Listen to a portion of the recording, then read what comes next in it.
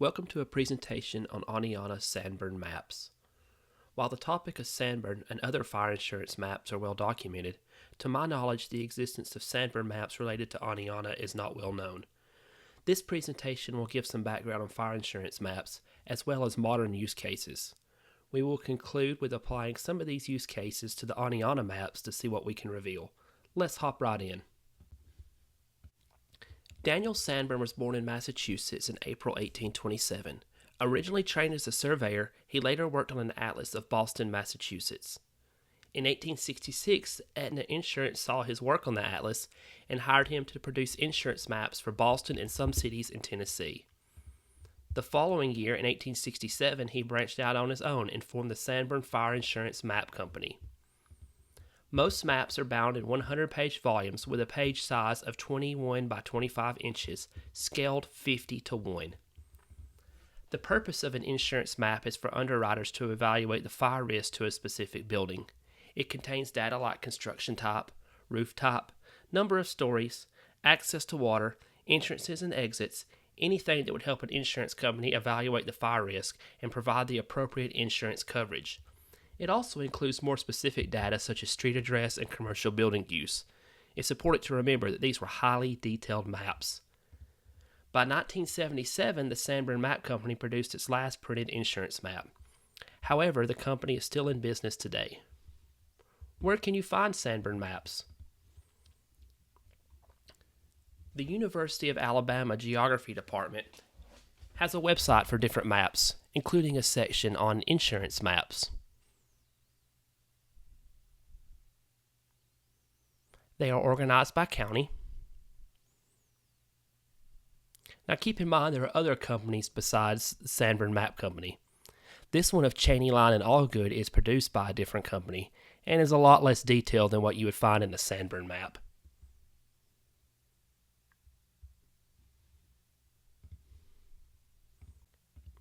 Another repository for Sanborn maps is the Library of Congress.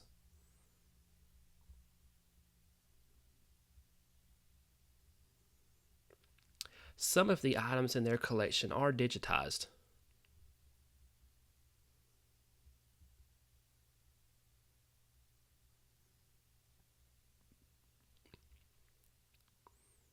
However, others, like the Oneonta maps, can only be found in an in-person visit to the library.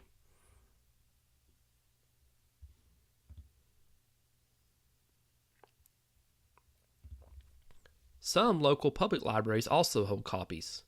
One local example is the Gadsden Public Library, which has physical copies at their genealogy branch.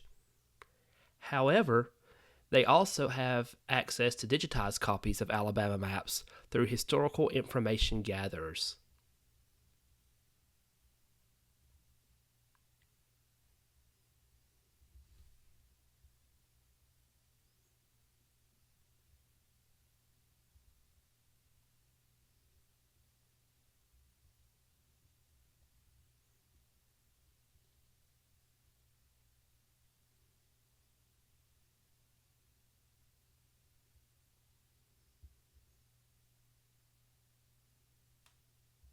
What uses does a Sanborn map provide today? In an urban planning or historical preservation environment, there are several details that can be gleaned from these Sanborn maps. The location of the buildings during the time period of the map. The patterns and layouts of the street. A map represents a snapshot in time, revealing the early settlement and traffic patterns of the community. Later maps in the series show how roads evolved or were replaced over times. Rivers, creeks, and other geological features that may longer exist in the maps. The location of both residences and businesses. If the Sanborn map is old enough, it is possible to trace the age of a specific structure. Using a series of Sanborn maps, it's also possible to trace the different uses of a commercial building. Alleyways and sidewalks. Like the streets, the alleyways and sidewalks reveal a snapshot of time and place. This can be especially useful to an urban planner wanting to encourage the growth of a downtown section or green space. Many of the Sanborn maps are pre-automobile or early in the development of a community. This is useful when wanting to revitalize the pedestrian use of an area. A general insight into population, fire protection, and infrastructure during the time period. Sanborn maps can also provide insight into an individual structure. Things such as the original footprint of the structure at the time, the roof line, the type of construction, whether it be wood, brick, or stone, the specific address of the building, a general date of construction, especially when utilizing a series of Sanborn maps. As an example, a structure may not be on a map from 1900, but it appears on the series 1908 map. The subdivision in which it is located, additions to the structure. Again, when utilizing a series of Sanborn maps, the evolution of a specific building can be seen. The number of stories, and the use of a structure. Let's start with the title page of a Sanborn map, specifically the Oneonta edition. The first thing to point out is the actual title, which shows different references as well as the county and state it is located in our case that is Oneonta, Blount County, Alabama. This part of the title page also includes the month and the year the map was produced, March 1930, as well as the population of the city, which at the time Oneonta had a population of 1,600. The key section of the title page provides some insights into the intricate details found on each individual map sheet. This includes things such as windows and openings, door types, roof construction type, concrete block construction, stable locations, building heights, building constructions by color. Yellow is wood, red would be brick construction, and blue would mean a structure is built out of stone. Gray is iron construction, probably is more or less iron siding. And brown is fireproof construction. The key page also includes information on the water facilities and fire department of the community. In 1930, Oneonta had a water system, but it was owned by the Alabama Water Service Company, a corporation out of Birmingham and was formed in 1927. The system included two 163 deep wells, which pumped water to an 85,000-gallon tank. The distribution system consisted of 1.5-inch water mains, 9 hydrants, and 85,000 gallons of water usage per day. At the time, the fire department consisted of a volunteer system that included 1 chief, 12 men, and 1 station. While the department didn't have a truck, they did have a fire cart, which had 900 feet of 2.5-inch fire hose. The city also did not have an ordinance mandating fire resistance roofing on new construction. The title page also includes a special index. This index contains references to things like prominent businesses, government buildings such as schools, post offices, and city halls, churches, and it's arranged by sheet numbers, which are found on the graphical index. The graphical index is a general overview of the town or city. In the case of Oneonta, the overview reveals that the Sanborn map contains 4 sheets centered around downtown and expanding outward. The special index can be referenced to the graphical index to show what area a particular business, church, or government building is located. In this case, let's examine City Hall, which is found on Sheet 2 in downtown. You would have to specifically reference Sheet 2 to find its exact location, but more on that later. In some cases, there are multiple areas covered by one sheet. This is due to the fact that Sanborn Maps wanted to convey as much information as possible. An examination of Oneonta's map shows that Sheet 1, represented by pink, is found in 3 different areas. In a perfect world, every area would be on one sheet. However, some areas don't warrant a sheet all to itself. Sheet 2 is downtown, and as you would expect, it's filled with a plethora of information, as it's in a tightly packed business district. While it would make sense for parts of Sheet 1 to appear on Sheet 2 or Sheet 4, Sheet 1 is mostly sparsely populated urban areas and would take away from the details of the more dense and more important areas of Sheet 2 or 4. Due to this, Sanborn Maps sometimes split one sheet into multiple areas. So let's dig into some use cases for Sanborn Maps, specifically by applying them to Oneonta. The first example is a historical use case. A great example of this is the well-known and documented Little Brick Church. The church was constructed in 1914. It was also the first brick church in Blount County. The membership consolidated with the Lester Memorial in 1938, and the structure later housed several different venues, including a funeral home, barber shop, and a bus stop. When comparing the Little Brick Church on Sanborn Maps with the key, several items are noted. The Little Brick Church is, at the time, located on the corner of 2nd West Street and 2nd Avenue North.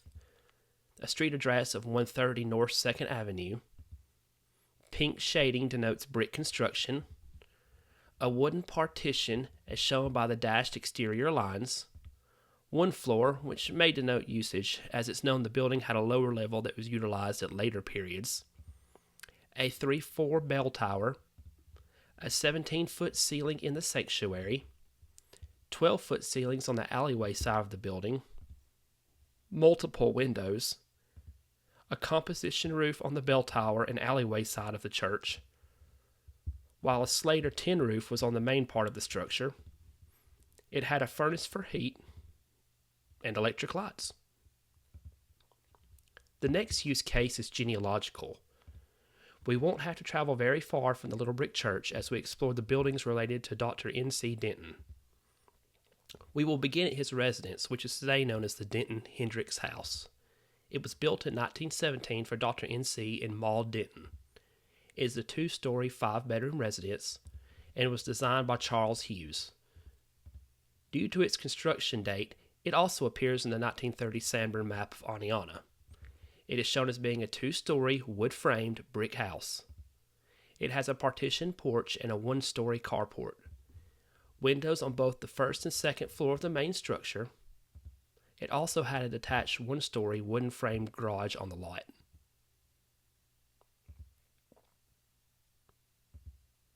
Now let's dig deeper into how the Sanborn Map may assist a genealogist. On June 6, 1929, the Southern Democrat published a list of street numbers assigned to residences and businesses located near the downtown portion of Oneonta. Combining this with the Sanborn Map is a valuable resource. Dr. Denton's home residence is on the list, but we've already seen that. However, Dr. Denton is also found in the second place on the list, his doctor's office, which is located at 203.5 First Avenue. On the Sanborn Map, 203.5 appears in the stairwell between Blount County Bank and Oneonta Guarantee Company. Today, this is a location of Regions Bank downtown.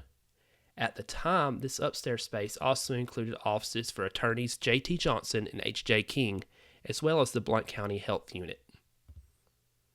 For our third example, we will combine a use case of historical, genealogical, and just curiosity seekers.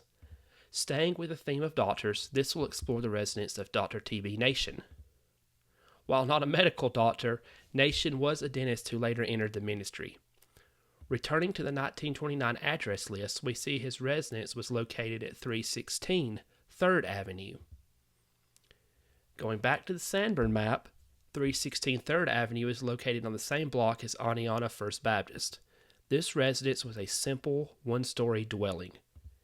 Now for the historian, or just those with a curiosity, here is an aerial photo showing the location of the house. Unfortunately, it's mostly blocked by trees. Over the years, the entire block has been purchased by the church. The lot where the house once stood has been replaced by a parking lot and church building. Nation's obituary reveals that he was a longtime pastor with the Presbyterian Church. While the Presbyterians are not active in Oneonta today, at the time, the church was located on the corner of 4th Avenue and 2nd Street. Today, the church site is a part of Lester Memorial. An early aerial photo shows the church building as it would have appeared in 1930, providing another aspect of the Sanborn Map by giving a visual representation of the street layouts and buildings as they would have appeared in the time period. This concludes the presentation on Oneonta Sanborn Maps. I hope everyone who viewed this presentation was able to learn something about Sanborn Maps and some of its use cases. I also want to use this presentation as a springboard to reveal a larger Oneonta project, one which will utilize Sanborn Maps as well as period photography and several other sources to reveal historic Oneonta at different periods of time. Thank you.